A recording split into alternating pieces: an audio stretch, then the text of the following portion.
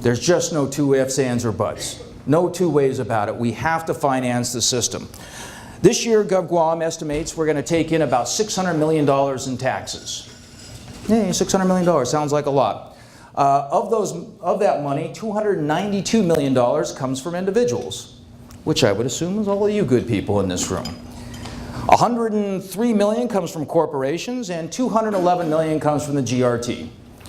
There's other little taxes in there, and that, like property tax, I think generates $5 million, et cetera, et cetera. The fees that you pay on your car and stuff, another, I don't know, $7 million, something like that.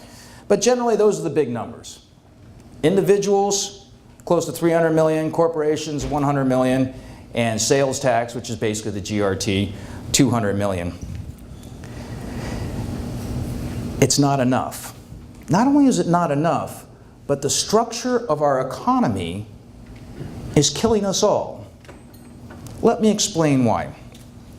When you have a majority of your workers, in case you didn't know, the majority of people on the island of Guam earn below $10 an hour. Doesn't matter whether you're a GovGuam employee or you're a private sector employee. When the majority of your workers earn in poverty levels, you, my brothers and sisters, who pay taxes on our island, subsidize their wages. Yay! So when we have a hotel like the one we're in, that more than likely has a qualifying certificate, so they're not paying their fair share of taxes, pays their employees an average of $7.25 an hour, you, my brothers and sisters, are subsidizing their profit margin. When you earn $7.25 an hour, do you pay income tax? Not only do you not pay income tax, but you get extra money back, called the Earned Income Tax Credit. Last year, we wrote $50 million worth of checks in Earned Income Tax Credits. $50 million. So not only are these low-wage workers not putting money into our economy, not supporting the public structure that they rely on, but they're actually taking money out. Now think about it. Now I know they talk about the business community and you guys all love each other and you're not in competition at all. But if somebody walked up to you and said, well, just give me a couple $1 million to add to my bottom line. How about that? I don't think any of you guys would say, sure, let me write the check now, right? And yet that's what's happening. When we issue qualifying certificates, and we can't unissue them because of the way they were written, right? And we pay workers below poverty line, you are writing checks every year. You are probably sending your kids to private school. Now think about it. Private school is a backdoor tax. I went to public school. I went to a darn good public school. I went to public school both throughout my entire life and university. When I graduated from UCSD, it was ranked #2 in the nation in chemistry. Good schools. I had a great education because they were great public schools. None of you in this room probably will send your kids to public school because you don't think it's a good enough school for your kids. You're probably right. We spend less than half the national average. That's a backdoor tax. Because we aren't funding our public schools, because we're spending $50 million a year reimbursing the low-wage workers of these hotels, you have to spend extra money to send your kids to private school.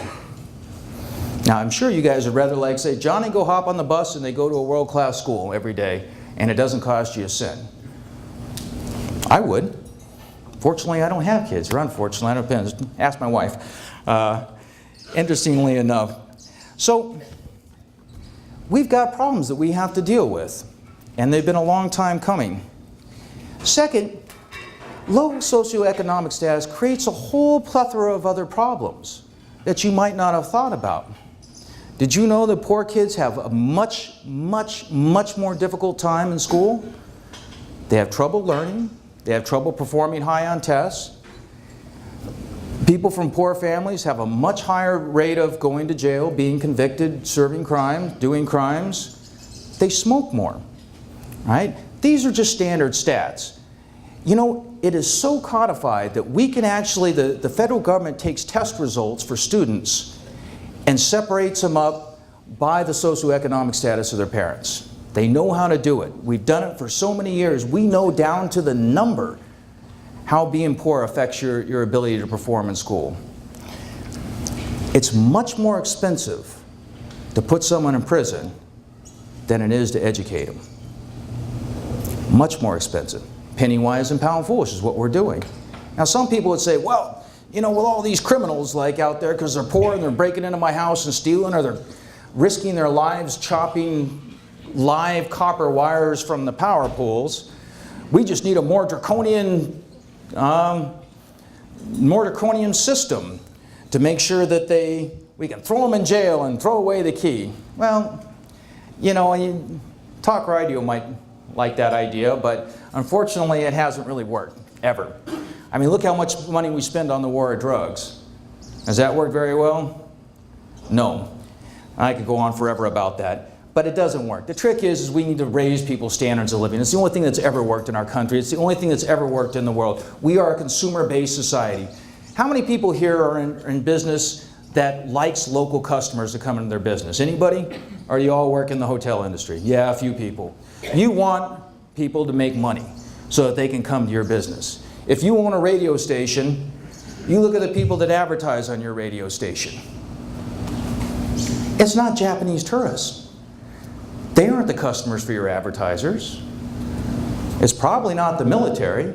They aren't the customers for your advertisers. It's the local people on Guam.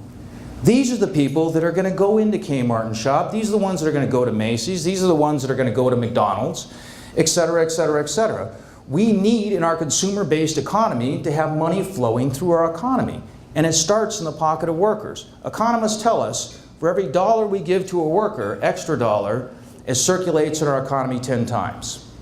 If we give that same dollar in profits to, say, Daiichi Corporation or whoever happens to own this hotel these days, it leaves our economy instantly. Like that. Which isn't good for any of your businesses. Unless, of course, you happen to own a hotel. When you're earning below $13.40 an hour, by the way, that's the level for food stamps. Do you know if somebody earns below $13.40 an hour and has a family, they qualify for food stamps?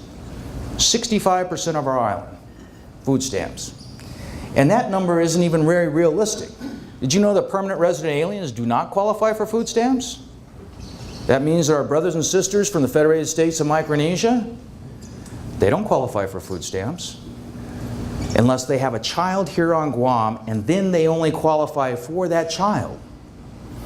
Did you know that somebody with a green card doesn't qualify for food stamps?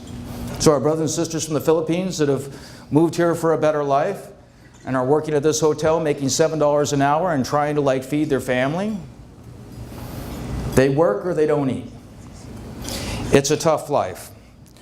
So how are we going to fix this? We've got a lot of fixing to do, without a doubt. And I've worked really hard to figure out how we can do it as quick as possible and start the ball rolling and move back to a system that we know works.